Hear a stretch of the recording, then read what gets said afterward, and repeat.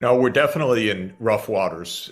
We're in a crisis. The crisis will get worse in the coming months, and it could get far worse.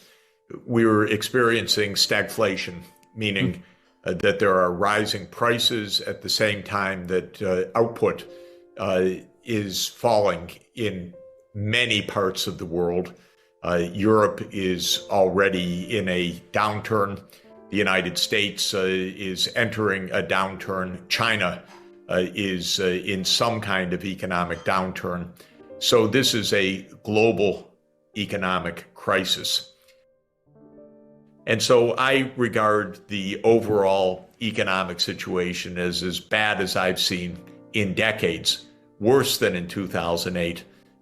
We're likely to experience some very significant shocks in the months ahead. Of course, the most crucial question is what happens to geopolitics? Does war spread? Does it intensify? Does it diminish? Is there a return to the negotiating table? Do the US and China come to blows which would disrupt global society? Do they find a way to talk with each other? These are the questions that we're facing right now. In the last stagflation that we had in the late 1970s, what happened was that the inflation in the United States reached around 10% per year, and the Fed put interest rates up to 20%. And by the time it was over, all the developing countries were bankrupt. It was unbelievable. Well, it made my career because I spent the next decade helping countries get out of debt crisis, which had laid them completely flat. So if we go into this just with the naive financial squeeze right now, we'll end up with a lot of carnage, meaning a lot of countries in default, a lot of very high inflation rates. The European Central Bank did not do a very good job under its president Trichet in the early years of the last decade. Greece nearly went bankrupt. And it wasn't so far for Ireland, Spain, Portugal, and even Italy and Slovenia. The Eurozone almost collapsed. And it required Draghi's deft hand to prevent that collapse. Basically, the European Central Bank had to act as a lender of last resort to prevent a disaster. So central banks and their wisdom or lack of wisdom will determine a lot. In 2008, the Fed and the US Treasury stupidly drove Lehman Brothers into a bankruptcy one weekend in September 2008, and it cost the whole world trillions of dollars, that technical mistake that they made.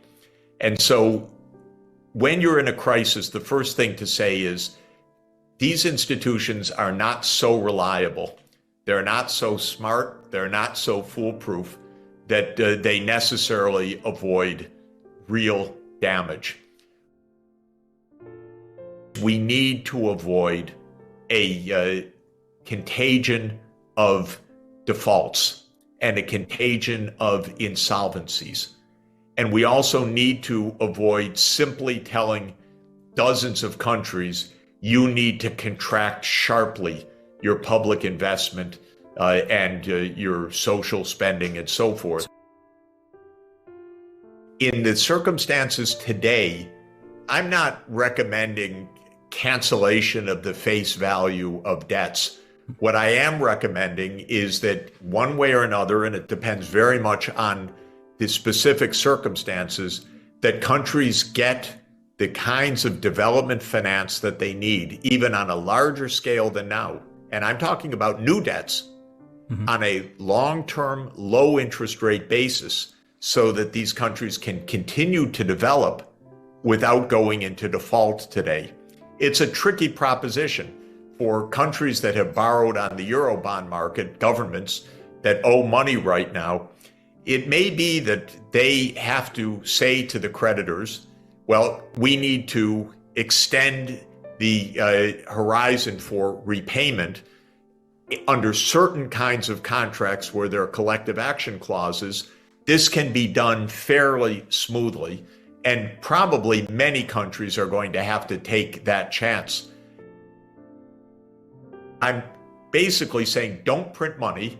I've never believed in that because you just get high inflation, but rather let's get a financial solution that doesn't condemn the country to default or to bankruptcy or to extreme austerity. That's actually always been my policy recommendation since I started this approach in Bolivia in 1985. What I'm suggesting, therefore, is a major expansion of funds coming from the World Bank, the European Investment Bank, the African Development Bank, the Asian Development Bank, that essentially can borrow on terms very close to what the US government or German government or Japanese government can borrow at, and therefore lend at quite low and long-term interest rates to emerging markets that, if they are left on their own, face horrendous terms that would drive them into default. I'm recommending to the G20 this approach, but is there a G20 even right now? Countries are barely talking to each other. The US and Russia literally are not talking to each other, of course. US and China barely talking to each other and cooperating on something as bold as avoiding a financial crisis. Somehow it's not going well. And for me, all through my career, even when I didn't understand it properly at the time, it has been determined by geopolitics. Will something work or won't it work? Because you need cooperation. If the cooperative environment is there, a lot can get done. If there is no cooperation, the chance for a contagion is very, very real. This, I think, is what we face right now. I believe, as I've been emphasizing, that global cooperation is necessary, is vital, and is feasible. I don't believe in democracies versus autocracies. I don't believe in cold wars or hot wars. I believe that our environmental and social crises are so severe that we need cooperation right now above all of the differences that we might suppose to divide the world.